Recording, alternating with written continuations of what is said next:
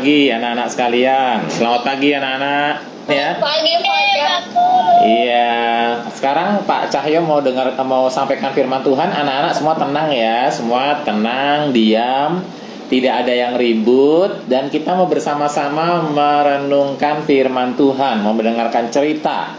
Nah, kita sudah menjelang nih ya, mau sedikit lagi merayakan Natal.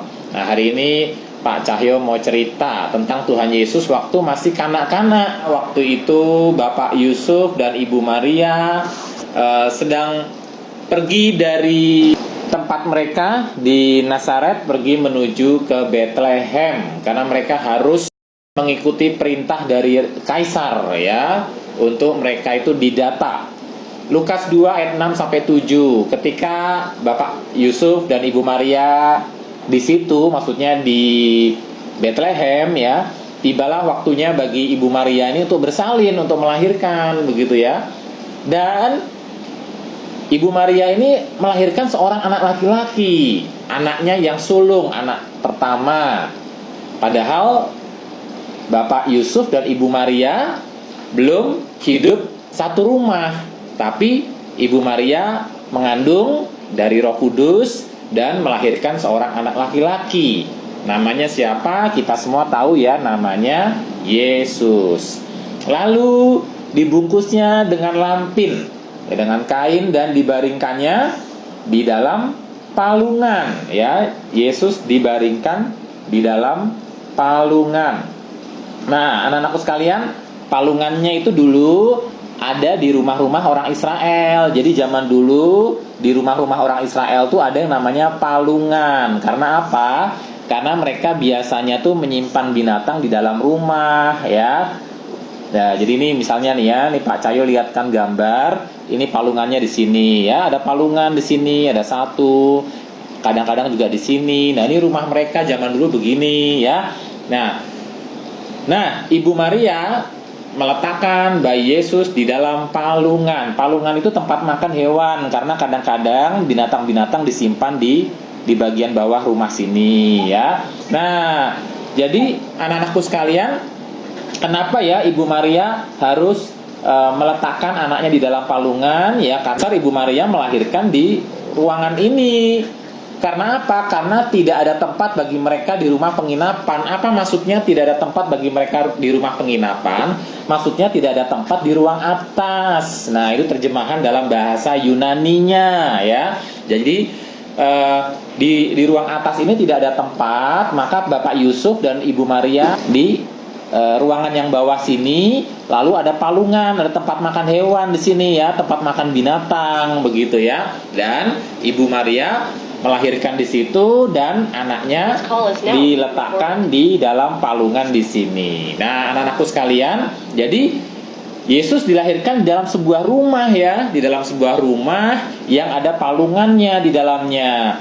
Kamu kalau baca firman Tuhan dalam Ulangan 22 ayat 2 ya, yang ada di sini nih Pak Cahyo cantumkan ya.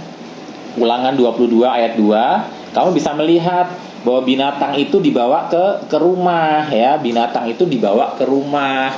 Nah, karena memang orang zaman Tuhan Yesus, binatang-binatang ditaruh di dalam rumah. Nah, Ibu Maria melahirkan di sini, oe ya, bayi Yesus diletakkan di dalam palungan. Dan apa yang terjadi kemudian anak-anak? Nah, firman Tuhan mengatakan Lukas 2 ayat 8. Di daerah itu ada gembala-gembala yang tinggal di padang menjaga kawanan ternak pada waktu malam. Anak-anakku sekalian, mengapa ya gembala-gembala itu malam-malam jaga ternak? Nah, karena memang kandangnya zaman dulu kandangnya ada di padang. Lihat nih kandang domba kayak begini. Ya, ini yang disebut dengan kandang.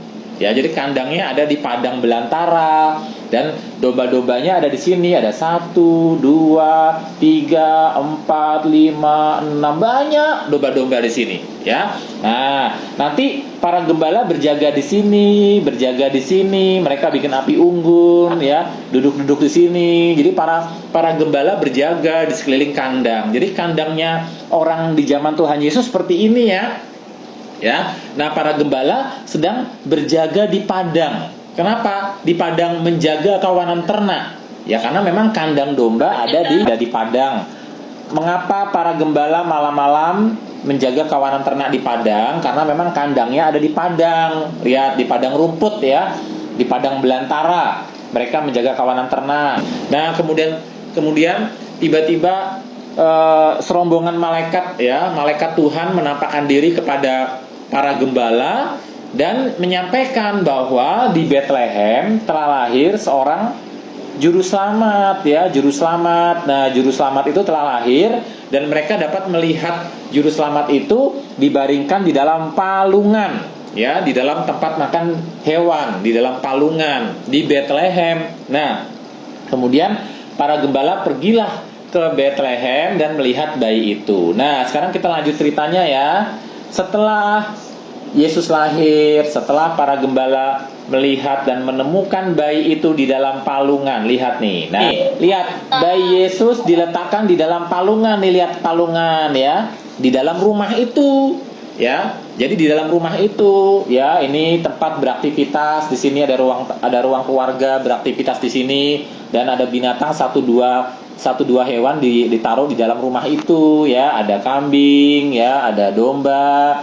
Nah, Yesus diletakkan di dalam palungan. Jadi Yesus dilahirkan di dalam rumah ya, di dalam rumah yang ada palungannya di situ. Kita lihat di situ. Nah, Yesus dibaringkan di dalam palungan. Nah, anak-anak sekalian, dan para gembala menemukan bayi Yesus di situ, dan mereka bersuka cita melihat bayi Yesus ada di dalam palungan ya, dan mereka bergembira, mereka sangat bersuka cita. Dan kemudian mereka pergi untuk memberitakan kepada banyak orang tentang juru selamat itu. Nah, setelah itu 8 hari kemudian Tuhan Yesus disunat ya, karena anak-anak orang Yahudi setelah umur 8 hari harus disunat.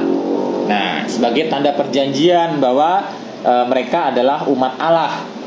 Dan kemudian 30-an hari kemudian ya, 30-an hari kemudian kita lihat ayatnya nih ya, di dalam kitab Imamat 12 ayat 3 sampai 4. Imamat 12 ayat 3 sampai 4. Dan pada hari yang ke-8 haruslah dikerat daging kulit katan anak itu. Maksudnya ketika Yesus umur 8 hari, Yesus disunat karena dia orang Yahudi ya. Selanjutnya 33 hari lamanya perempuan itu, Ibu Maria yang baru melahirkan, jadi 1 bulan ya, 1 bulan lebih, Ibu Maria harus tinggal menantikan pentahiran dari darah nifas ya. Tidak boleh ia kena kepada sesuatu apapun yang kudus, dan tidak boleh ia masuk ke tempat kudus sampai sudah genap hari-hari pentahirannya. Nah, jadi anak-anakku sekalian, Tuhan Yesus selama sebulan tinggal di rumah itu bersama bapak ibunya. Dan kemudian setelah lewat 40 hari, nah setelah lewat 40 hari lebih kira-kira ya, kemudian Bapak Yusuf dan Ibu Maria membawa Yesus ke Bait Allah ya, ke tempat kudus, ke Bait Allah. Ini gambar Yesus yang sudah berumur 40-an hari ya, sudah sebulan lebih ya. Bayi Yesus sudah sebulan lebih dibawa sama Bapak Yusuf dan Ibu Maria ke Bait Allah, ketemu sama orang tua namanya Simeon, dan ketemu sama Ibu Hana. Lihat ini, Bapak Simeon dan Ibu Hana yang sudah tua. Nah, mereka ada di Bait Allah, mereka sering berdoa di Bait Allah. Waktu melihat Tuhan Yesus yang masih bayi itu, yang 40 hari itu, wah mereka senang sekali. Ini adalah bayi yang dijanjikan Tuhan. Ini adalah anak yang dijanjikan Tuhan, yang akan menjadi penyelamat, yang akan menjadi juru selamat. Nah, kita lihat yuk kata-katanya Bapak Simeon. Pak Cahyo bacakan kalimatnya Bapak Simeon ya, yang sudah tua itu waktu melihat bayi Yesus dia gembira sekali. Lukas 2 ayat 29 sampai ayat yang ke-35. Pak Cahyo bacakan ya. Sekarang Tuhan, biarkanlah hamba-Mu ini pergi dalam damai sejahtera sesuai dengan firman-Mu. Sebab mataku telah melihat keselamatan yang daripada-Mu, yang telah Engkau sediakan di hadapan segala bangsa, yaitu terang yang menjadi penyataan bagi bangsa-bangsa lain dan menjadi kemuliaan bagi umat-Mu Israel. Lihat, ini kata-kata dari Bapak Simeon sebab mataku yang sudah tua itu ya, telah melihat keselamatan yang daripadamu, ya Allah. Ya, dia berdoa kepada Allah, yang telah Allah sediakan di hadapan segala bangsa, yaitu terang yang menjadi penyataan bagi bangsa-bangsa lain dan menjadi kemuliaan bagi umatmu Israel. Anak-anakku sekalian, ternyata bayi Yesus yang baru berusia 40 hari ini, yang digendong-gendong oleh Bapak Simeon ini, adalah terang bagi bangsa-bangsa, terang bagi bangsa Indonesia juga, terang bagi bangsa Amerika juga, terang bagi bangsa Afrika juga, terang bagi bangsa Eropa juga, pokoknya terang bagi bangsa-bangsa. Yesus adalah terang dunia. Yesus datang membawa terang. Dikatakan, sekarang mataku telah melihat keselamatan yang daripadamu. Jadi Yesus adalah juru selamat. Bagaimana Yesus menyelamatkan bangsa-bangsa? Bagaimana Yesus menyelamatkan kita, umatnya yang sudah berdosa ini? Nah, anak-anak, kan kita semua sudah berdosa ya. Kita selalu melanggar perintah Allah. Kita sering menyakiti papa mama. Kita sering menyakiti bapak ibu guru. Kita sering menyakiti teman. Kita sering membuat sedih keluarga kita. Wah, kita ini orang berdosa ya. Nah, lalu di sini kita lihat nih ya. Bapak Simeon memberkati ya. Bapak Simeon memberkati Yusuf dan Maria dan bayi Yesus. Dan Bapak Simeon mengatakan ya, anak ini ditentukan untuk menjatuhkan atau membangkitkan banyak orang di Israel, dan untuk menjadi suatu tanda yang menimbulkan perbantahan, jadi suatu tanda yang menimbulkan perdebatan, orang ribut ya, membicarakan Yesus ini seperti apa ya. Ada yang mengatakan Yesus ini Allah, ada yang mengatakan Yesus ini cuma manusia, ada yang mengatakan Yesus ini Allah yang menjadi manusia, ada yang mengatakan Yesus ini manusia yang menjadi Allah. Wah, orang pada ribut. Yesus ini siapa sih sebenarnya? Nah, anak-anakku sekalian, Yesus mati di kayu salib ya, karena banyak orang-orang yang membenci Yesus ya. Dan Yesus mati di kayu salib di depan Ibu Maria ya. Ibu Maria sedih melihat anaknya, yaitu Yesus Kristus yang sudah besar, yang sudah umur 30-an tahun, disalibkan. Disalibkan untuk apa? Disalibkan untuk menebus dosa-dosa manusia yang berdosa, membawa keselamatan. Jadi Tuhan Yesus disalib untuk membawa keselamatan bagi semua orang yang percaya kepadanya. Nah, anak-anak sekalian, dan itu disaksikan oleh Ibu Maria. Ibu Maria melihat Yesus ketika Yesus sudah besar, berumur 30 tahun. Nah, Yesus disalibkan untuk menebus dosa manusia, membawa keselamatan. Dan itu seperti sesuatu pedang yang menembus jiwanya Ibu Maria. Ibu Maria sedih, tapi kesedihan Ibu Maria ya, karena melihat anaknya mati disalibkan, sebetulnya kematian Yesus ternyata membawa kegembiraan bagi banyak bangsa, kegembiraan bagi banyak orang, bagi anak-anak sekalian. Setiap anak-anak di tempat ini yang percaya bahwa Yesus mati di kayu salib untuk menebus dosa-dosanya, anak-anak akan beroleh pengampunan dosa jika anak-anak mengaku dosa dan minta Tuhan Yesus mengampuni dosanya. Jadi Tuhan Yesus yang memberikan jaminan untuk anak-anak bisa mendapatkan kehidupan kekal atau sorga. Nah, anak-anakku sekalian, sekarang kita lihat kata-kata Ibu Hana ya. Ada Ibu Hana yang juga sudah tua ya, seorang nabi perempuan, dikatakan sudah lanjut umurnya, sudah tua ya. Ibu Hana ini sudah tua, sangat lanjut umurnya. Umurnya 84 tahun ya, 84 tahun umurnya. Sudah tua sekali. Dan ketika melihat bayi Yesus yang berumur 40 hari itu, ia mengucap syukur kepada Allah dan berbicara tentang Yesus, tentang anak itu kepada semua orang yang menantikan kelepasan untuk Yerusalem. Jadi Ibu Hana cerita kemana-mana bahwa ada juru selamat yang lahir namanya Yesus. Waktu itu baru berumur 40 hari Tuhan Yesus ya, masih kecil. Tapi Ibu Hana sudah gembira sekali melihat bayi Yesus. Nah, jadi anak-anak, sekarang kita lihat ya, di dalam kisah ini kita bertemu dengan dua orang tua ya. Orang tua yang pertama namanya Bapak Simeon. Ya, ini Bapak Simeon yang gembira sekali melihat bayi Yesus. Dan orang tua kedua bernama Ibu Hana. yang berumur 84 tahun, yang sangat gembira sekali melihat bayi Yesus. Dan Ibu Hana cerita kemana-mana. Seperti para gembala yang melihat bayi Yesus, dan para gembala cerita kemana-mana. Ya, nah bagaimana anak-anakku sekalian? Apakah kalau kalian sekarang ini sudah mendengar cerita tentang Tuhan Yesus, kalian mau nggak ya cerita ke teman-temannya tentang Tuhan Yesus?